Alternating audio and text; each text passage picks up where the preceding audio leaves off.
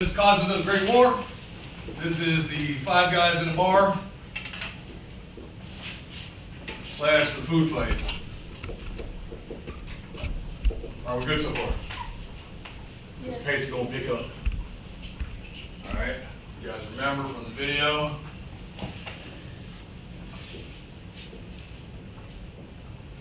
Better make some scale. All right. You got France on the left, right? Yes. France is on the left. Yes. Russia's on the right. Again, baguette, rye bread from the video. We're good? Germany was the sausage.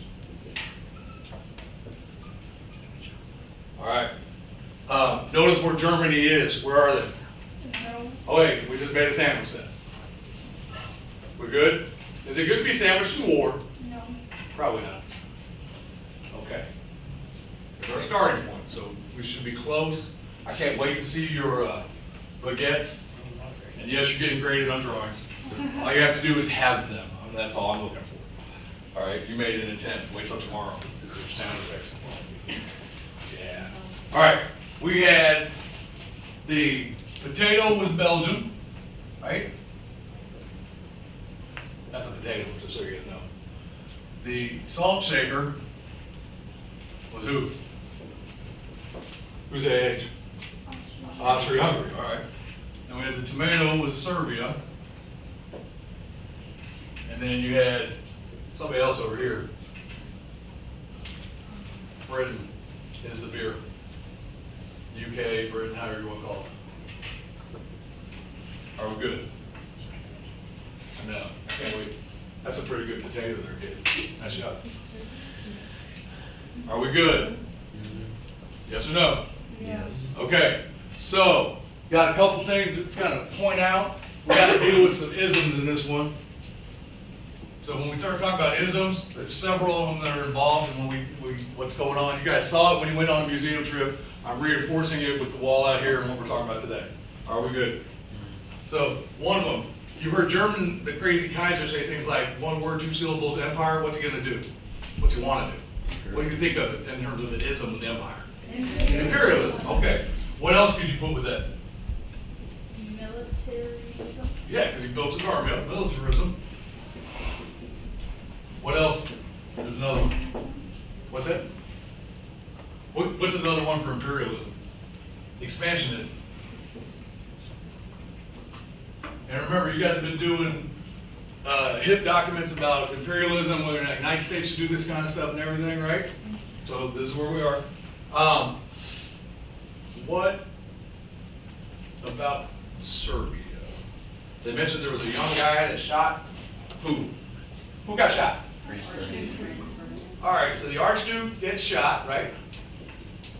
Where's he from again? Serbia. Austria-Hungary. Oh. He goes to Serbia. He's trying to basically annex. You guys know what annex is? Basically acquire. Like I just annexed this chair away from this table set so I can use it over here kind of thing. All right?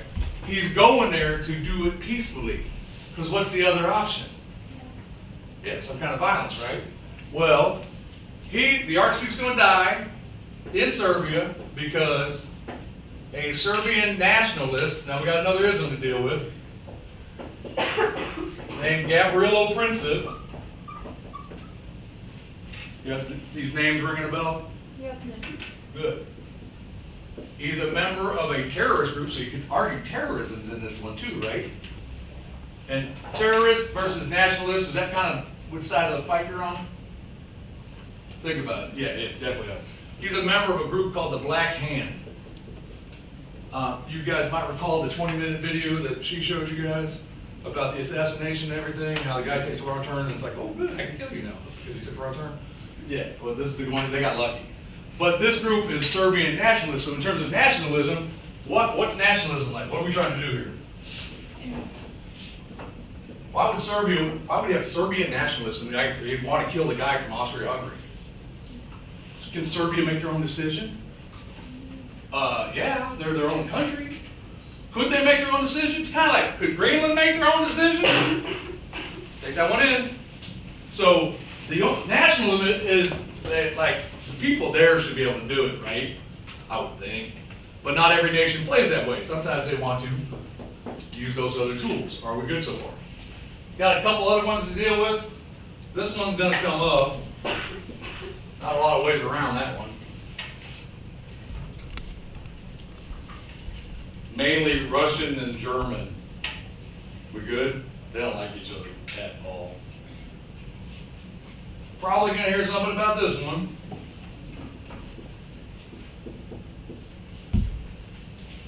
Why? Why would I say capitalism? Huh? Why? Why capitalism? Come on. You need money to fight. Okay, good. It really is that obvious. So here's what we got. Back to the food fight. Oh, other problem. Do you know what this is? Keep this one in mind. Y'all know what that is? We'll come back to that. So, Archduke from the Salt Shaker, right? Goes into Serbia. The Serbian nationalists in that group kill him. We good? Archduke dies. Well, here's where it gets weird because of these things. Serbia has a secret agreement. Notice some of these things are, well, actually all of them, are secret treaties. What's the problem with secret treaties? Come on, you already know the answer. Does everybody know about it? Okay, that's part of the problem. The Mutual Defense Pact part of it is basically Serbia made an agreement with Russia that if they get attacked, Russia will come to their defense. Serbia would do the same, but it's not the same because it's Serbia and Russia's just bigger. Everybody good? But we also have a situation where when this happens, Germany is got a mutual defense pact with Austria-Hungary. We good so far? Are our arrows working out? Because the arrows are really getting messed up. And since they have a mutual defense pact with Austria-Hungary, they're going to attack or declare war on both of them, Russia and Serbia. We good so far? Does Russia have another one to deal with? Another mutual defense pact? Y'all remember AP European history when you talked about the Franco-Prussian War? France has a mutual defense pact with Russia. We good so far? Which means what's France going to do? Declare war on whom? On Germany and Austria-Hungary. Are we good so far? So if you think video-wise, the salt shaker ate the tomato, right? And then the sausage got mad at the bread for coming to the defense of the tomato, if you will. Everybody good?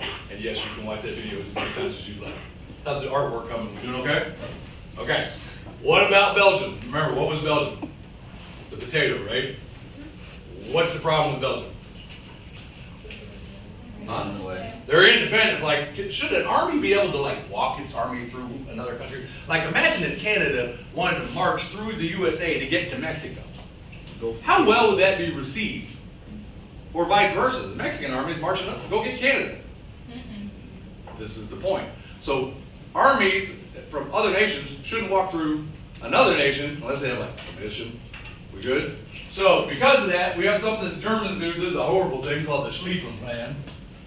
And I spell Schlieffen wrong. My German ain't real good. If I spell it wrong, deal with it. You guys figure it out.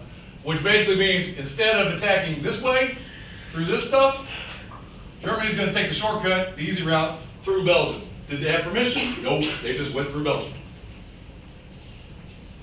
Ethan, remind me to move here. Okay. All right. Wait, what? Remind me to move out of your way every Okay. This is the issue and why they do that. Has anybody been there? Come on, my military children's. What's the terrain between France and Germany like? Is it good for moving anything? Yeah, it's hard, really, really difficult. Alsace-Lorraine region. Because this is really difficult to move like troops, supplies, tanks, whatever, this is a, hey, we didn't take that shortcut, man. Now, because they take the shortcut, somebody else gets involved. Why'd they get involved? Remember back to the video. They flat out, these guys, the Great Britain, is going to declare war on Germany and on Austria-Hungary because they didn't like the fact that they went through Belgium. They don't even have an agreement, they just didn't like it.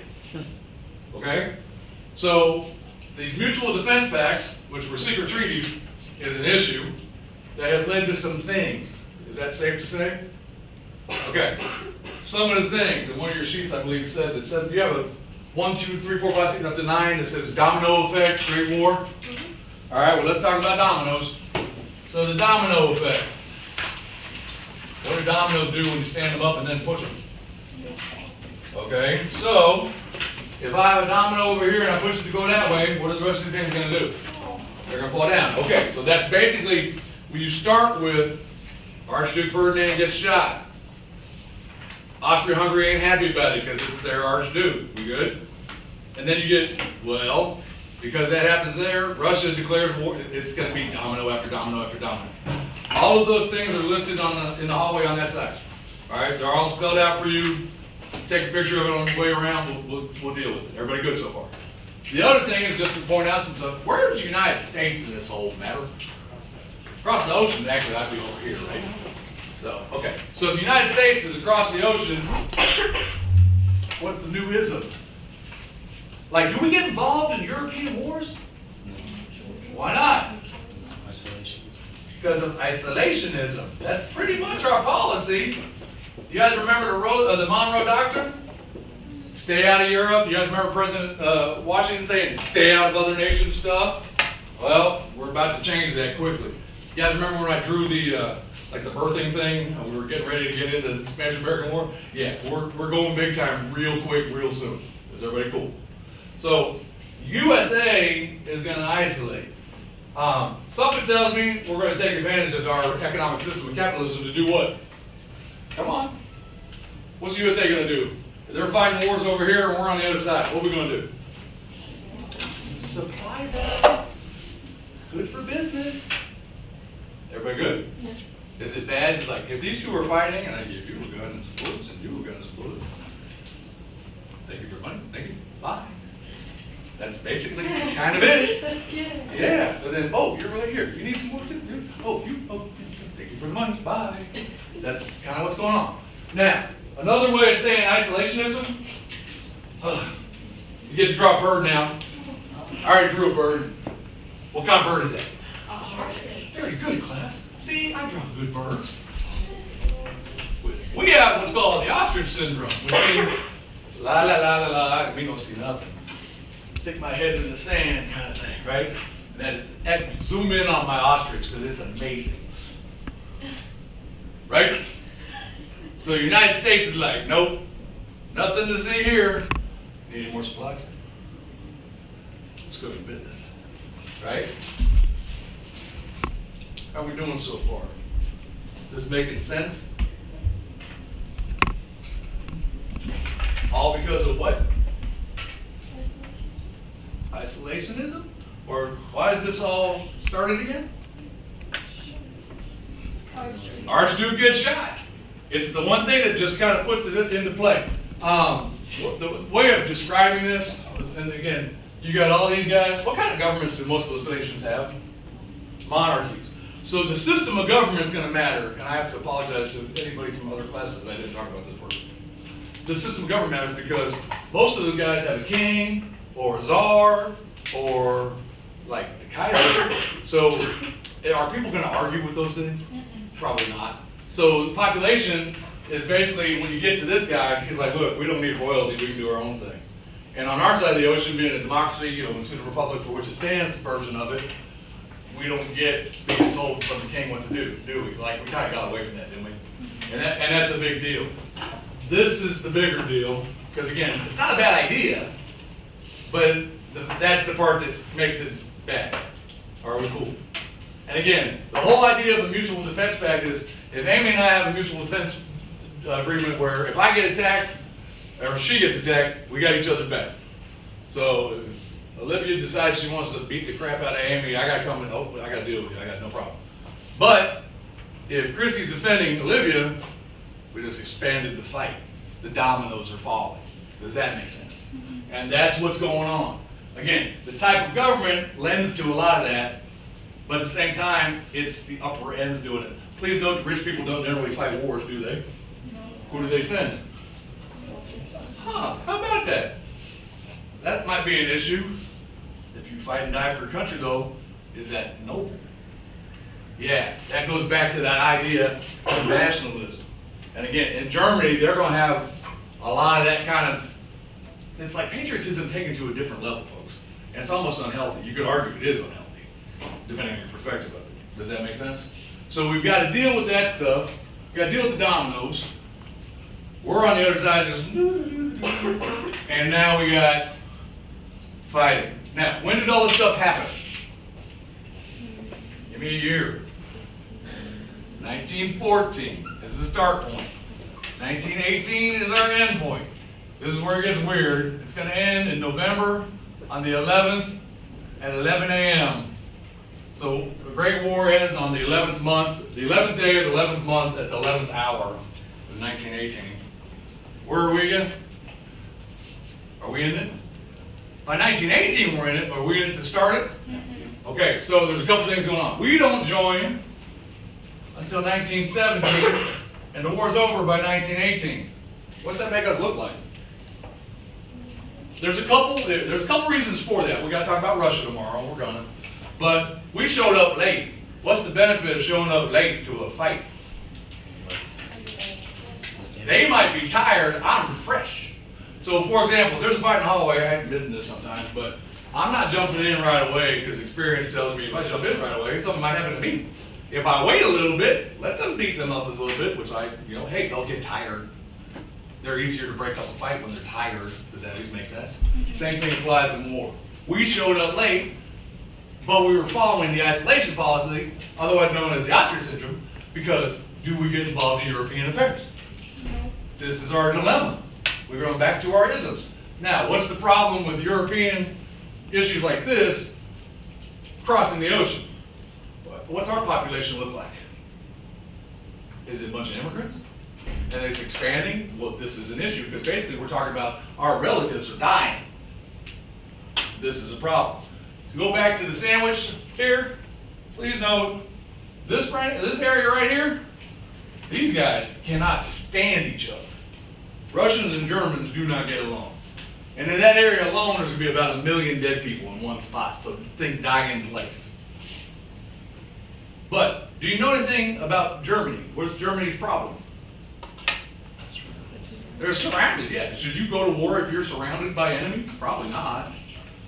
Which side would you pick right away? Would you turn to Russia?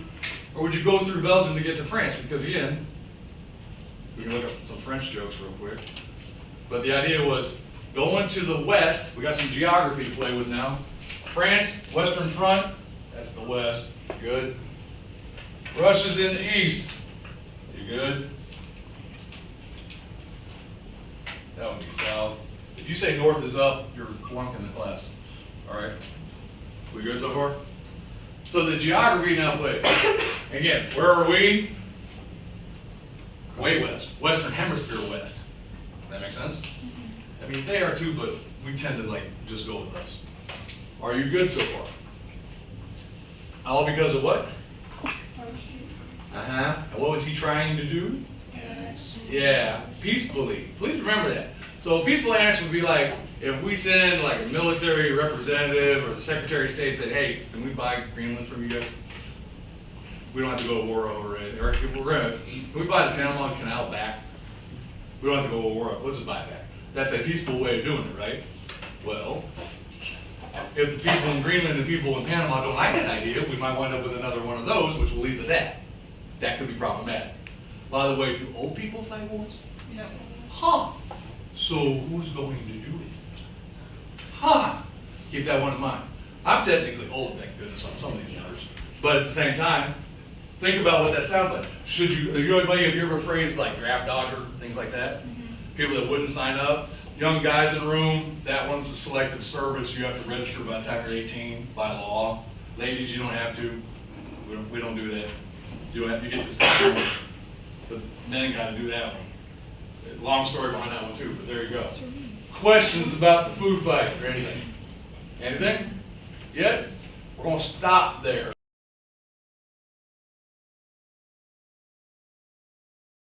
We're starting with trenches because they're more fun. Okay, sound effects are required. You have to make the sound effects too, just so you get the full effect of it, right? Okay. What was your favorite today? The booms or the katoos? Thank you for the reaction, I appreciate that. So, this is not drawn to scale. Okay. It doesn't work if this marker's dead.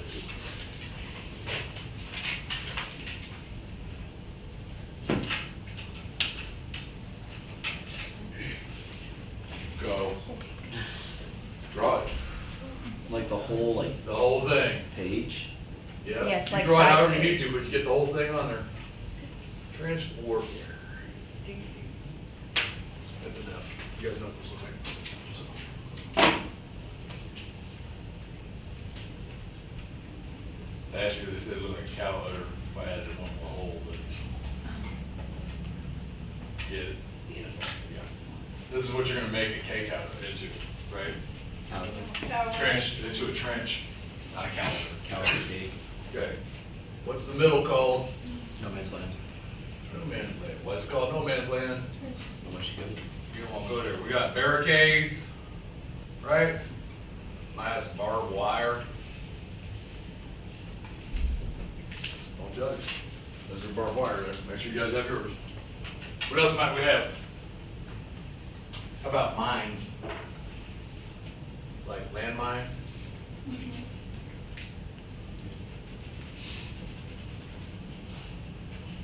So we understand which team we're talking about. Which way is east, and which way is west? West is over there, right? Okay, so the Germans are on this side, and you can tell they're German because they have the pointy hats. Very good. And then on this side, you have the French. And you can tell they're French because they have the curly mustaches and the berets. Yeah, that's good. So, yeah, have fun with it. Remember, I was an art major for like a month. The professor was hot, so. No, she was bad, wow. Anyway, What? I used, anywho, yeah, Okay. you're welcome. How about kickboxing, awesome, thank you. Yeah, you're welcome. Okay, so now we gotta find out if you guys know what some of your parents might do. What is that? Artillery. Artillery, very good. So we'll have a French guy over here, don't forget the mustache and, you know, whatchamacallit, I almost called it a beignet, I know that's not right. Beret. And then we got one over here. Again, artillery, these are the German guys, so they got the little arrows on their heads.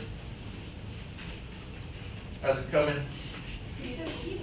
You're doing a great job, kids. Thank you. I'm so proud of you guys. Okay.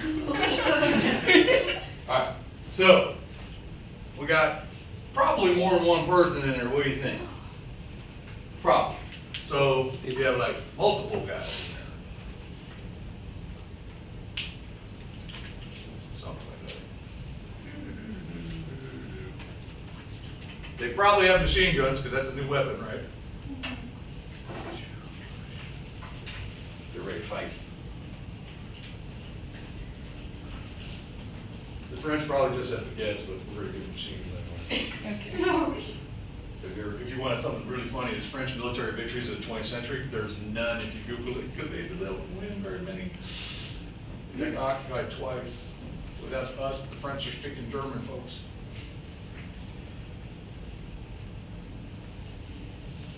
Or, anyway. Don't forget the machine guns. That's what I like to talk about. Beret, little mustache. Beret, mustache. Why do they all have mustaches? Because they're French. Je ne sais pas. I know a little bit. I got through Paris by knowing some. That was the best one I knew. Un vino y baguette, por favor. That's not. So There's a close. voulez-vous thing I can say, but I ain't saying it, so, you know, something about couche, never mind. All right. All right. So, we got that. What else we got? They're gonna communicate with each other. Remember how you have to have a communication trench? So, telephone lines or something, that'll probably be in the communication trench. If you're wondering why that's there, it's kind of, think of it as a door, but it's not a door. That's just the next trench, that's the communications trench. In there, you're probably gonna have a telegraph. I'm gonna give them a table with a telegraph. You guys know what telegraphs sound like? It's very good. Man, third hour couldn't make the sound. I was sitting there going, no, you know the dee, dee, dee, dee, dee, dee, dee, dee. That's like my police record coming over anyway. Why wouldn't you know that? It's a joke. Actually, the only reason why I know Morse code at all is because Ramonda's sorority had a buzzer, and to get them to come to the front of the house, you had to buzz them. Oh my God. And every once in a while you buzz the wrong buzzer, but you know. You didn't put a mustache. Oh, my bad. We need a mustache? Yeah, he's not a French person. There we go. Is my French enough for you? Okay. So there's gonna be a wire back to these guys, and a little post to hold them up. I'm sure that they got it, these guys got it, right?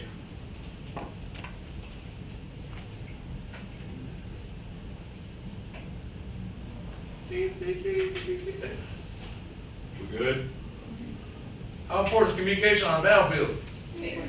Okay, what's friendly fire? Shooting at people. Shooting at your own people. So we shoot them politely. Yeah, so think of it this way, if the enemy is in range, so are you. We good? Okay, so since we're literally gonna fight over inches and try to take places in no man's land, everybody good so far? The goal basically is you have the big guns being told to shoot. Sound effect moment, we have to repeat the sound effects. All right, come on, bomb somebody. Now, if I shoot this one and it goes here, that's friendly fire, right? Yeah. Okay, we want it to get over here. We really want it to get all the way to here, so that these guys all come and get out of the hole or the trench. Why do we want them out of the trench? So we can kill them. All right, we gotta have a goal, right? They're doing the same thing. Come on. That's way better than third half. All right, this one, same deal. If they shoot down here, now, if the coordination is bad, what if they don't want to shoot yet, but they want to attack on foot, so they not go through that stuff? Do you want that one firing when they're doing that? No. So you have to coordinate through the telegraph thing. There are other ways of communicating. Can you think of any? Pigeons. You got the birds. Nah, don't make fun of my birds. Oh. Love the pigeons, guys.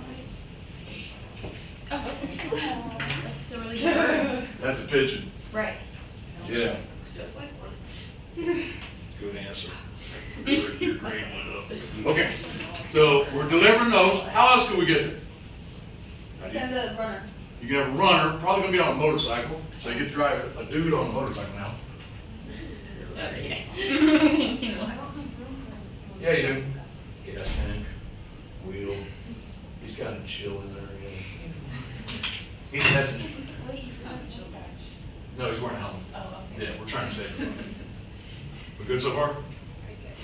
All right, moment of truth. I don't know if I can do two classes in a row, but we might also have cavalry. What's cavalry? Yes, I hope I do a good job on this one. So close. You gotta have a tail. Oh, that's a tail, it's not anything else. Got stirrups. We got our helmet. He's on a horse. So there's no way a horse is making the That better? I don't even think. That's better than last year's. Last year's looked like an aardvark. So, you got horses on the battlefield. Yeah, you might have goggles on too, you never know. So, what else is on the battlefield? What else? Come on. I'm gonna call it a horse because that's the best horse I've brought in 30 years, but Oh, no. that's right. His name is Tresky. All right. Oh, that's cute. We good? Okay. So, now we gotta deal with some other stuff. Are we ready for the other stuff? They mentioned it, but I want you to have the visual of it. So, we have some new weapons that we're gonna talk about. Things like flamethrowers, those are fun. What are we doing with the flamethrower? Basically, so think of a machine gun with a backpack kind of deal, and for effect,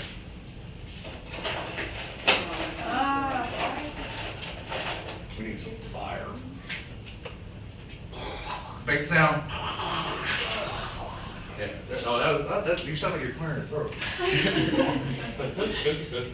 So we got flamethrower now. That's kind of bad if you've never seen them before, right? Yeah. Not that bad. True story. within your lifetime, I can't give you a pinpoint date because mine, me, Elon Musk was selling personal flamethrowers to the general public Wow. a couple years ago. He only made like maybe 1,000 of them, and they're like 250 grand each. But he sold out in like a day because there's enough people like me that'll be like, yeah, if I got the money, man, flamethrower is fun, right?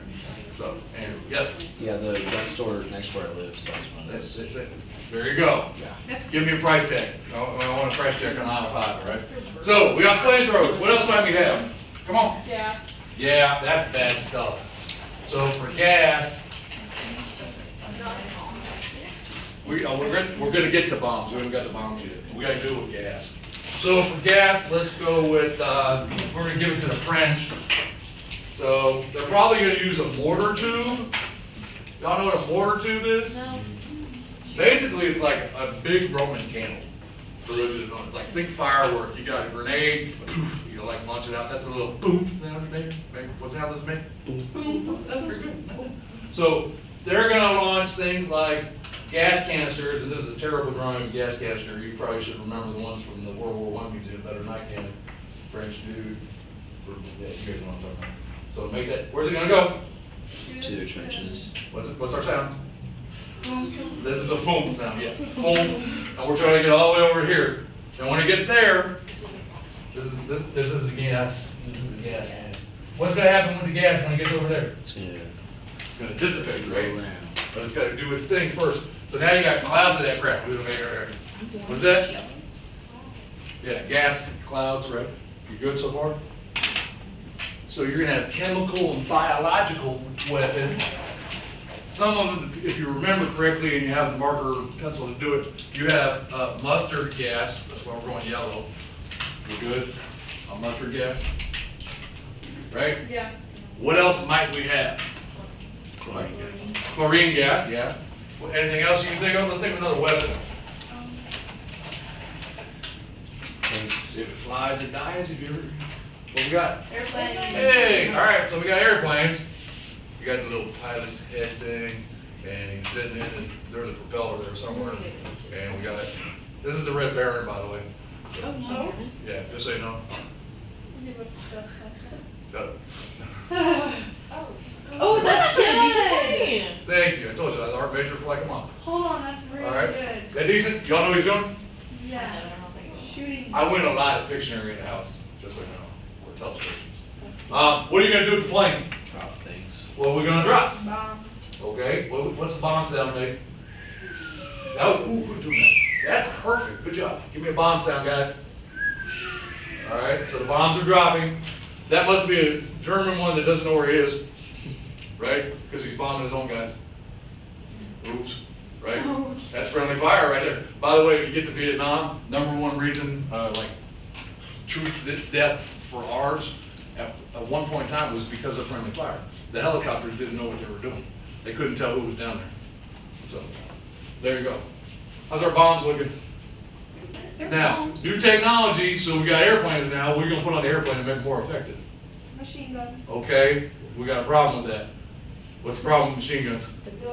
They might hit the propeller. So you have an invention called the interrupter gear. And what the interrupter gear is, let's say we got our machine gun mounted there, we got one mounted there, right? Well, if this thing's spinning, because it should be going like that, right? And those things fire, you might hit it. So the idea of the interrupter gear is when the propeller is vertical, the weapon fires. Are we good? If the propeller is horizontal, please don't fire because it's going to shoot our own propeller, right? And we don't want that to happen. So the interrupter gear. What else can you use with airplanes? What could you drop? Flechettes. Huh? Yeah, these things are nasty. Flechettes. It's basically, apparently I don't like Germany, but anyway. I don't. I take the other side's view. It's the Germany's fault. A flechette is basically, y'all know what a lawn dart is?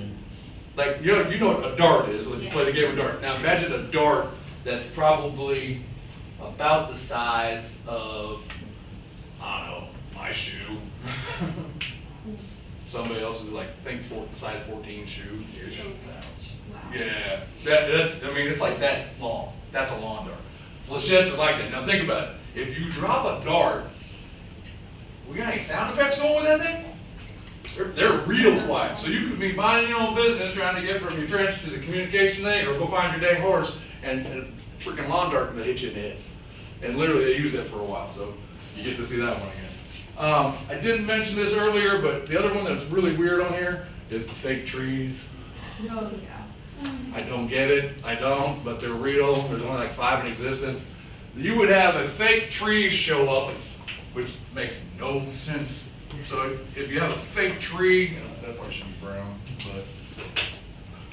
So we got our fake tree, right? They would put it forward so you could tell what the other guys were doing. What I don't understand is, how did these guys not notice the dang tree? But if you think fog of war, you're down here, you're disoriented and the gas stuff. But basically you'd have like a viewing station, so you'd have your dude inside the tree. And he's got like, almost like a periscope kind of thing, but there you go. Woohoo! Fake trees. By the way, for World War II, you have rubber tanks. And that's, I'm not making that one up either, am I? So a few of you know. Are we good so far? Yeah. Okay. What do we got? This is done.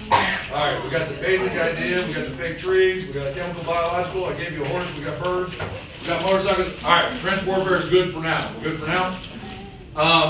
If you want to add some like stuff to the explosion area and things like that, add a couple K2s and like watch some dirt fly up. So if you're going to do that, basically, let's say we K2'd and it made it where we want it, right? So the dirt flying up will be like, yeah, forward. There might be fire in there too, but you know. What is it there? K2, give me one more K2. I'm so proud of this class. All right. So with that said, I got to show you what's going on and give you the next round. Are we good? Yeah. Cool. If you want to clean something up while you're doing it, do it. Do it now or forever hold your peace, because we got to get this going.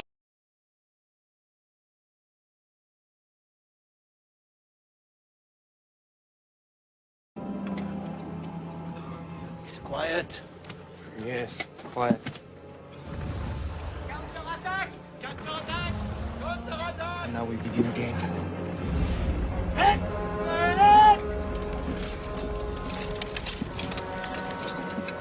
I'll see you afterwards, Bernard. Yes, Alain.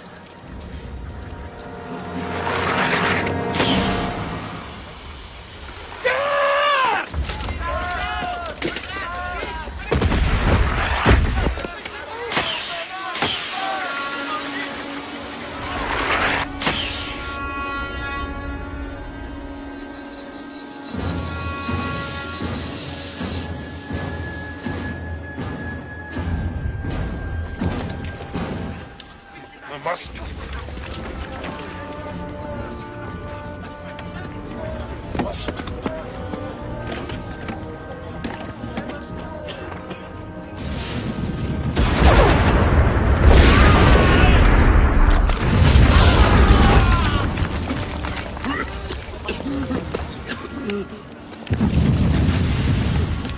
It's broken. Andy, give me your mask. Give me your mask. I can't.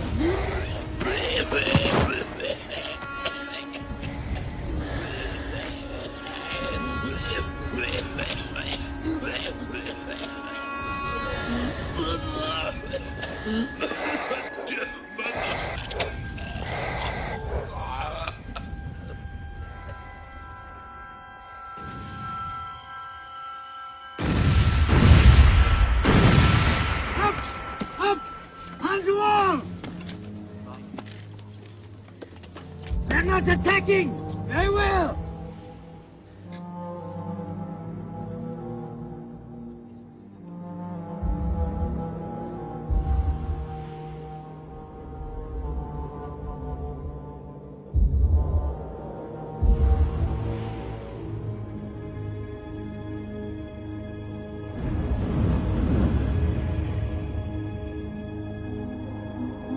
What in God's name is that? I don't know.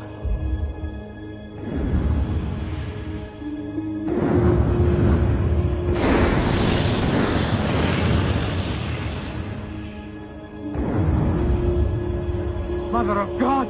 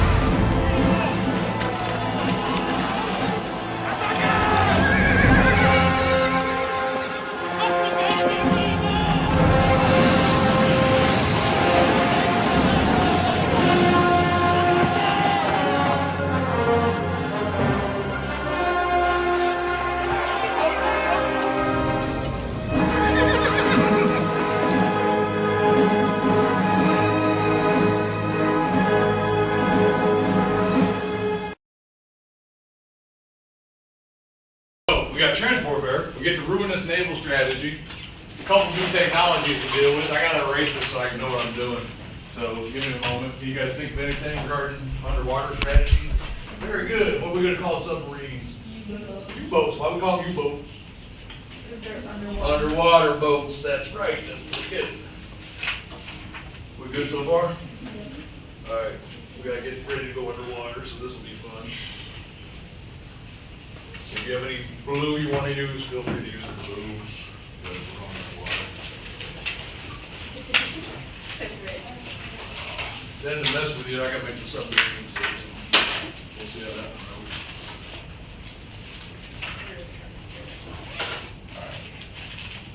goes. Underwater, right?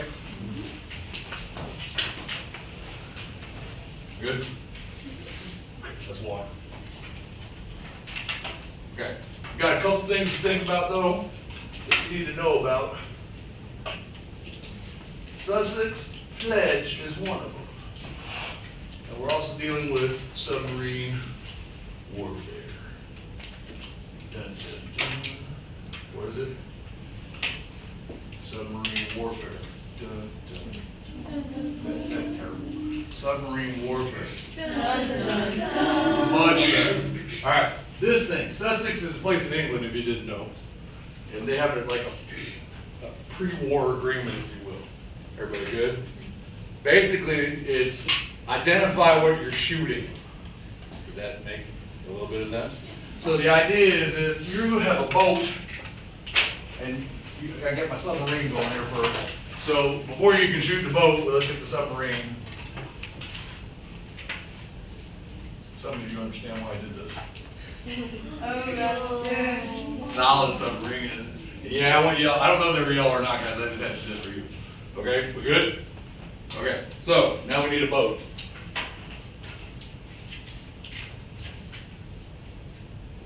Boat. We'll probably have a couple boats.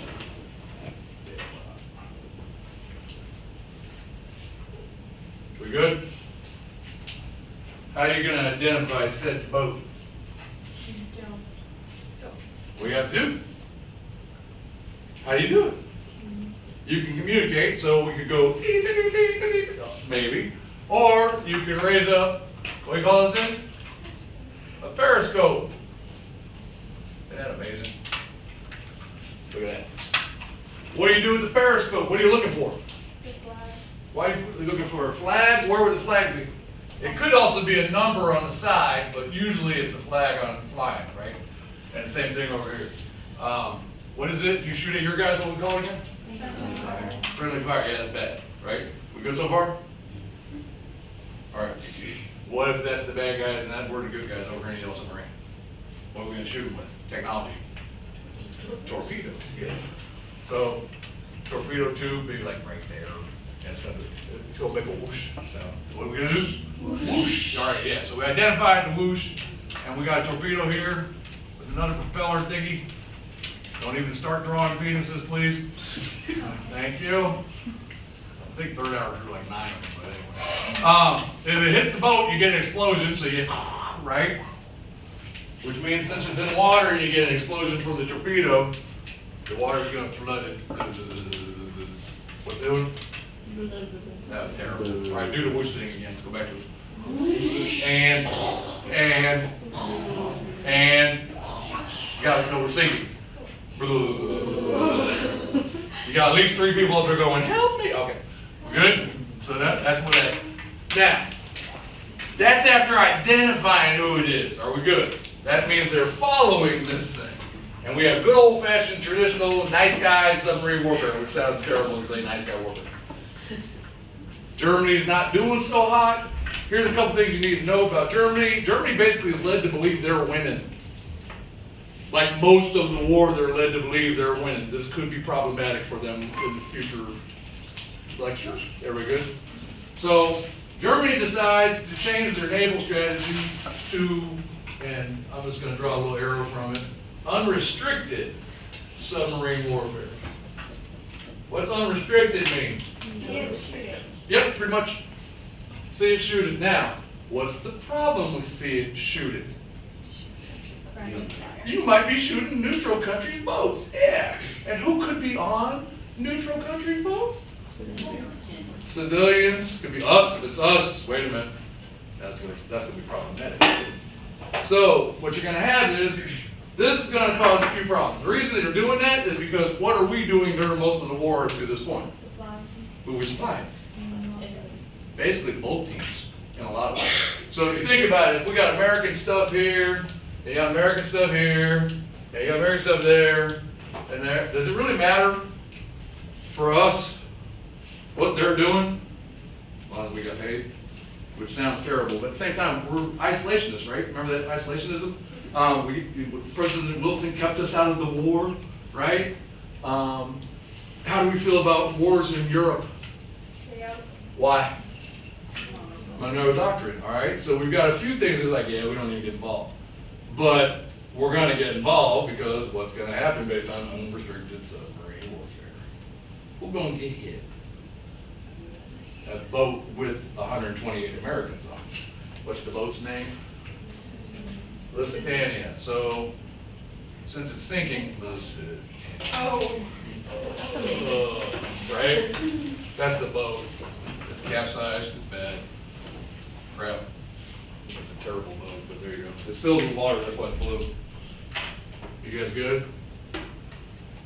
Do we remember anything about yellow journalism? Yes. What is it? Yeah, you kind of sensationalize news, but if you see Lusitania sank, 128 dead Americans, we got something to talk about now. That's going to fire up who? Congress, the voters, like well, wait a minute. The issue becomes a couple things. The main ones are things like, where's our population from? American population? Everywhere. Everywhere. Okay, so one of the things that happens in the first 3 years of the war is both sides are trying to get us to do something, right? Well, this is where we have some issues. We're talking about family members on other sides of the ocean, right? Trying to get us to help. This is another matter. We got to deal with it. Now, the third thing on here, and I screwed up this morning, so I got to make sure I remind them on Tuesday. There's one more thing that's going to happen. Remember the all right, what is it? Or telegraph, right? So there's going to be a note. By the way, you'll be decoding it next week. Oh, fun. Yeah. It's called the Zimmerman telegraph or Zimmerman note. I'm going to give you a copy of it. You're going to decode it because I just didn't do it this time. Basically, this is where it's weird. You know what that one does? It gets Mexico involved. Where's Mexico? Below us, south of us. Yeah. All right, so the note's coming from a German ambassador to Mexico. Why would Germany want Mexico to do anything or talk to them? To keep us occupied, yes. Now, there's some conspiracy theories. If you like those things, I can throw those out there. One of them is the telegraph itself got intercepted by British intelligence. All right, so the Brits got it. There are some people who think the Brits just wrote it and sent it to get us to help. There's no like documentary or study. If you want to study it as a researcher, by all means, go right ahead. But the theory is that Britain was tired of us supplying the bad guys for them, as well as for the good guys, them. And they're like, well, hell, they didn't pick a team. Pick a side. Like, it's that kind of simple. If that is true, okay. Bottom line is, this note basically, this is so dumb. Germany, in the note, promises to Mexico the following. And listen close, because you're going to be like, that was a while ago. Germany says if we win, we will give you back all the land you lost during the Mexican-American War. Do you guys recall when that one was? Yes or no? Well, right now we're talking about 1914 to 1917 for World War I, right? The Mexican-American War, basically, we're talking about getting Texas. Y'all notice anything? It's been a minute, right? At least a generation. So the idea is get the Americans involved, keep them distracted. If we win, you get all that stuff back. Texas, New Mexico, Arizona, California, all that stuff they lost 70 years prior. It's kind of like when people ask for things from 70 years ago. Gaza. But we're not going there today. But similar mindset, everybody good? Now there's another key factor that happens with this whole thing, and it's gonna involve us, and it's really the reason why we look so good when we do, is that, have anybody ever seen the cartoon Anastasia? What's it about? I'm struggling, and Romanov. something like that. Yeah, what about the Romanovs? How? Yeah, they were czars of Russia for 300 years, and overnight, they gone, okay? They killed the royal family, take out the czar, now you have the communists in, based on the Bolsheviks, that's it. That's like Lenin and those guys come in. Everybody remember European history now? Yes. What was there? Okay, so what you got going on here is Russia drops out basically overnight, because basically what they're dealing with is their own civil war. So if Russia's in a civil war, you think they want to deal with fighting anybody else? Like, we're kind of occupied. So because of that, Russia drops out of the war. Now, this is where you get all this other stuff. You get the sinking, you get the telegraph, and dang unrestricted service. And so we are finally motivated. Now remember, presidents do not declare war. Who does? Congress, yes. Please remember that one because it's being tested constantly. Presidents can use what's called the War Powers Act, which doesn't exist then. It exists now. And what War Powers is, and this is if some of you have military families, the president can put people in harm's way for 90 days. Everybody good? But you can renew the 90 days, every 90 days. Everybody tracking? That's a possibility. With that said, we slide into basically Russia's spot because all that stuff happens. Congress declares war because of pressure about 128 Americans dying, which some of you did a good job on your other posters, by the way. And so, with these guys out of the picture, by the way, if you guys remember the cartoon, that's the one, it was actually decent. But with Rasputin, the real weird witch dude kind of thing, you guys remember that one? Yeah. Yeah, he's a real dude, and that he's as freaky, probably freakier than the cartoon version. But we slide in. Now when we slide in, are we ready? Yes. Sure about that? Think about it. Are you mobilized? Do you have troops on the ground? No. So what happens is basically, we're going to have to take a little bit of time to get moving. So when we finally do get moving, our troops are going to be called doughboys. Mostly because they're wearing like white uniforms. Okay. With that said also, the war is where?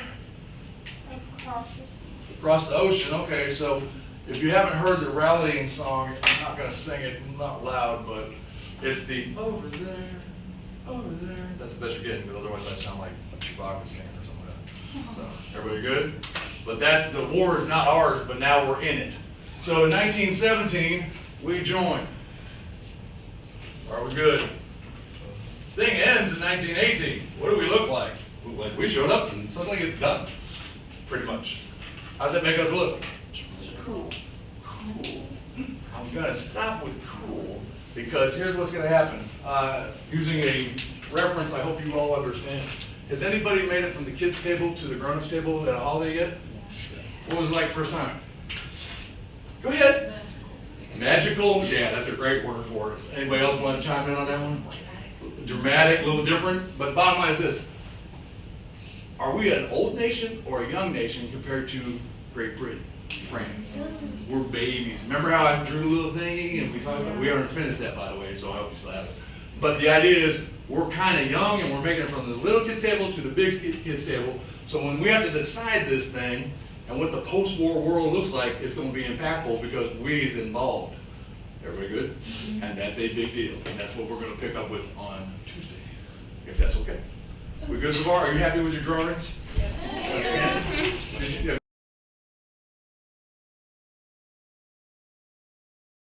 Couple things on this before we get rolling. We got to make sure we remember a few things. Mostly like who's the Triple Alliance.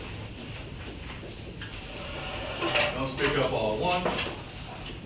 This is where it gets weird, because basically you start with Germany and Austria-Hungary and Italy. What happens to Italy? They change teams, man. They drop out, right? So make sure we understand that part. You also have the Triple Entente. What's the weird part about the Triple Entente is that it actually has 4. You've got Great Britain, France, Russia. What's the problem with Russia? They are autocratic. They're going to drop out too. So, nice try. So, make sure we understand those. You got other names for them too, because we like to make everything confusing with extra names, right? We're going to call these guys the Central Powers. We're going to call these guys the Allies. Allies will come back as well, if you guys are tracking so far.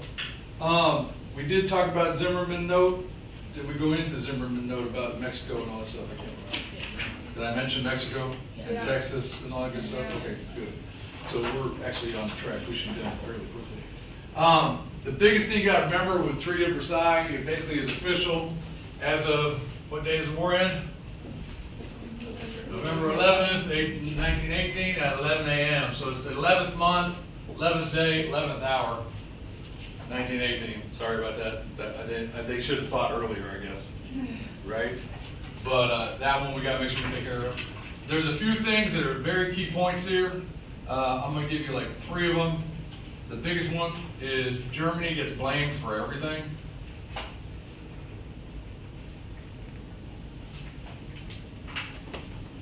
Did Germany start the war? Could you argue they did? Yes. Why? Because they went through Belgium to get to France. That's the big one. And make sure we kind of understand that connection there. Remember, they were militarized and nationalized right at role compared to other nations. Are we good so far? The other thing you got on this, you have President Wilson, first sitting president, is going to leave the country to go attend this. And he has a plan for the post-war world. Have you heard of the 14-point plan? I hope so at this point. The weird one about that is we don't really follow it. We can't sell the deal back at home. And what I mean by that is Wilson proposes it, but Congress says, nah. All right? Which is a problem because it's going to create some things we're going to see in the future. He creates a League of Nations. And the idea behind that is to do what? Basically, talk things out before we go to war, folks. So we need to have that idea of maybe we shouldn't have secret treaties, we should talk if we're upset with each other before we fight and kill 17 other people. Right? The weird one on this one, since we don't join it, a lot of our politicians, there are times when we feel like we're giving up too much of our power. And so this is the precursor, though, to the United Nations. We get the UN after World War II. So the idea is the thing that worked in World War I, we were ready for it. But after World War II, yeah, we might as well run it. And that's what we're going to do. The other thing you got to remember about this one is that you've got Wilson going to negotiate. He's got a plan. But Great Britain also has their guy. And you have France with Bill Clemency. And the idea here is those two guys, or these two countries, Great Britain and France, the whole idea is make Germany pay. Like they're peeved, if you will. Where's Russia this time? Again, they dropped out. They're dealing with their own civil war, that kind of stuff. So I likened it, I think I mentioned it, like, you know when you go from the kids' table to the grown-up table? Like us going to negotiate with them about these guys, well, we're definitely at the grown-up table. And that's first time growing up. We likened it to graduating from college, or like if the Spanish-American War was graduating from high school, this one is, we out of college now, we were arrived. And now it's like, we're grown. Let's see where this takes us. Does that make sense? Then you get the weird part about all this fun stuff. And I'll get you your boxer in a second. But financial cost. So let's talk about the money. The financial cost of all this.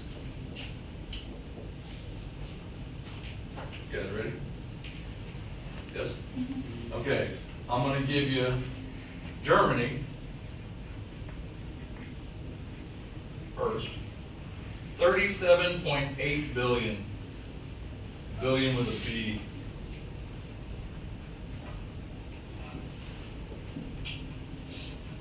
Austria-Hungary, 20.7 billion with a B.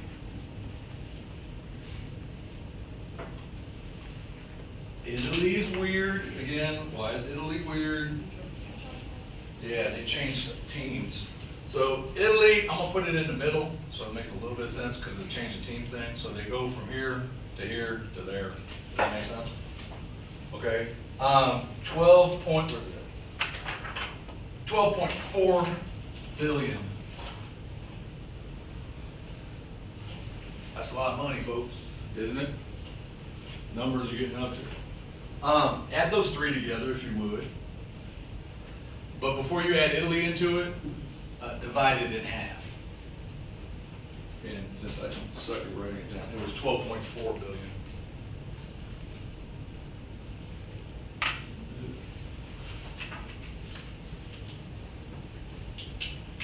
What'd you come up with? Come on, man. 24.25. How do you get 24 when you've got 57, 58 million over there? You said divide in half. I said add it together. I said divide Italy by 2. Oh. My bad. So add Germany and Austria-Hungary together and then add half of Italy. What'd you get? It's like $70 billion. Isn't it? Do the math. It's 70 billion? 64.7. Yeah, I'm not a math teacher, so it's okay. All right. Never said I was good at math. Now, how much? 60 what? 64.7? All right. That's for those guys. We good? Now you have Russia is going to come in at 22.3 billion. And remember, they leave early. France is coming in at 24.3. The United Kingdom, or UK, is coming in at 35.5.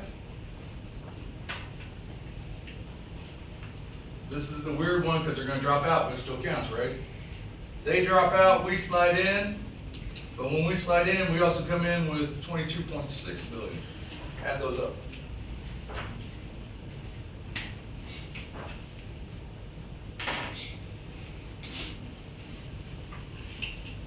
What we got?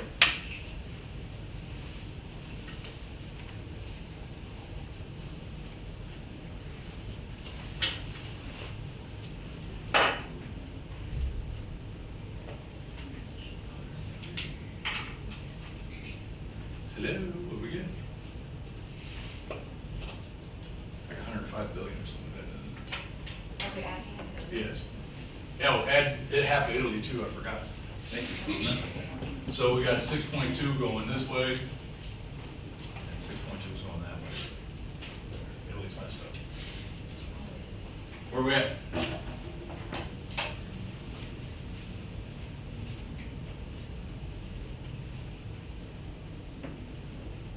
How much? 120.9 billion. Okay. What did they basically do between those four countries compared to the other ones? They spent double. They outspent them. You can win when you have the resources, right? That's the kind of thing. Taking this to another portion that you guys will deal with when you get to AP Gov. How much does a war cost? Is there a set number? That's the problem. Please note the following statement, because we're going to have an income tax to pay off some of this stuff, right? But understand that the issue you have with war is there's no set price tag because you're like, you can't predict it. And when you make a budget, you have to budget ahead of time, right? So if you hear people talk about, we need a balanced budget at the federal level, that's a great statement, it's easy to say, but you tell me how much a war is gonna cost, because someone tells you we're still gonna keep fighting them. Like, if you say a lot, that's not a number, that's not how we budget. Like, how much does college cost for you guys? I mean, a lot, no, that's not the number. Find out what the real number is. Does that make sense? So, just to give you an idea, right now, room and board is probably gonna cost you about 10 grand a year, just for room and board. That's not tuition, that's not books, that's room and board. That's like, where do you sleep, what do you eat, that kind of thing. So, that you can budget. If it's tuition, and they change tuition, now you got another matter. So using this idea, if we're talking about war, who knows what stuff is gonna cost during a war? But you're probably not worried about either, because what are you worried about doing? Winning the war, yeah, okay. So it's a catch-22, but the reality is at the federal level, national level government, I don't know that balanced budgets are possible because of that factor. Unless you do something that's gonna be kind of weird, because it's gonna come out of this. We get into the after the war period, basically from 1918 to 1939. We're gonna call that the interwar period. This is coming for what we're gonna study. There's actually proposals to not fight war anymore. And 120 nations are gonna sign off on it, we're not one of them. But you have something called the Kellogg-Briand Pact is gonna come up. And the idea by this is you have nations getting together saying, we're never gonna fight war again, boys, sign the document. Pledge to never fight war. How do you think that's working out? Not good. Yeah, it didn't bode so well for that idea. What's that? Yeah, heck, good times. So, no offense to the room, but you people will fight the next one. Old people don't go fight wars. Yes. Kind of, but. Sure. We good so far? Then we gotta get to our boxer. So, as soon as we finish up World War I, we're coming to this. Is everybody good? That shouldn't take terribly long, and like leads us into World War II. This stuff and the stuff I'm about to explain with the Treaty of Versailles is what leads to World War II, arguably, because it's the Germany has to pay moment. Everybody good? So, can I erase some of this? Is that a yes? Okay. So, Germany gets blamed for everything. Everybody's good, right? All right, now we gotta draw our boxer and deal with what we're dealing with.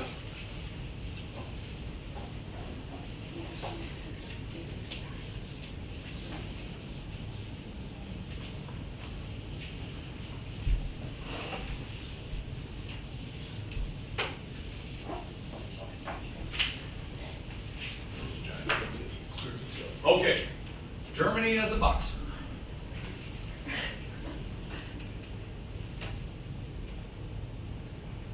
What? Hang on, it's a terrible foot. Hang on, I'll make it. Shut up. Y'all know what that is, right? Okay, we good so far? I would say auto. There you go. I thought it was like You want his shorts to be bigger? So he's not wearing tighty whities? Okay. Just so you guys remember, who's that? German. Yeah, because they got the little pointy thing. We good? Yeah. Okay, here, that side of the room gets to see you. I can't wait to see your stick figures. Okay. However big you want it. This is the last thing we're doing. So you got the rest of the paper. Are we good? All right. So, remember this is Germany, the boxer. Basically, this is the what the Treaty of Versailles does.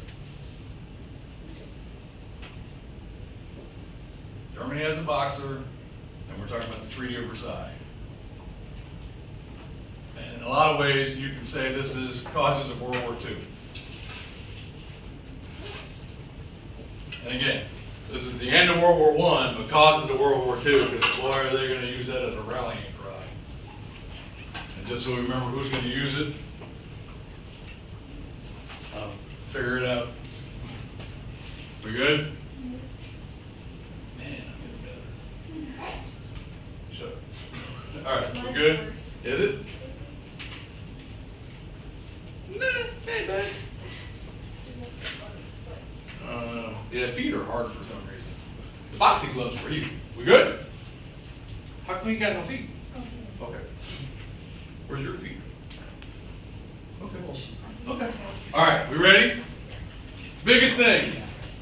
Germany is going to lose most of its army and navy. they're only gonna be allowed to have 100,000 members of the standing army, which is tiny. Like, they're gonna be limited on what they can have. We good so far? So, if you lose your army and the navy for the most part, what's that do to your ability to fight? You can't really do it, right? Okay? So, in a lot of ways, it's like erasing those. All right, we're good? Yes? And the other thing is, Germany has to pay reparations. What's reparations? Money. It's money, but what is it for? Did you just say money? You know what restitution is? Mun. Yes or no? Have you ever heard the phrase, you break it, you buy it? Yes. Okay, well, if you break it and you have to buy it, that's restitution. You're paying for breaking something, okay? Reparations are along the same lines. This is Germany has to pay for everything. Now, this might be disturbing to some of you, but it's the best way to remember it. And this is why Germany, if you're German, you're like, oh, we're going to have to rebuild from this one, but now we're fired up. If I go from losing my army, everybody look at this one because this is the disturbing part. Go up. All right, good, Kristen? Domestic. Ready? Millie? Germany loses its army. We good? Lose their navy. We good? They have to pay reparations. Some of you will figure that one out.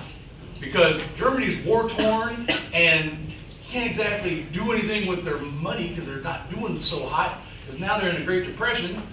They got problems financially. So in a lot of ways, they basically lose their shorts. Or the visual educator. So there you want to look at it. Does everybody understand that part? They're in deep. Now again, did they start the thing? Yes or no? We got to go into, again, all because of things like militarism, nationalism, imperial, like all that stuff mushed together turns into, now look at Germany. They don't look so good, right?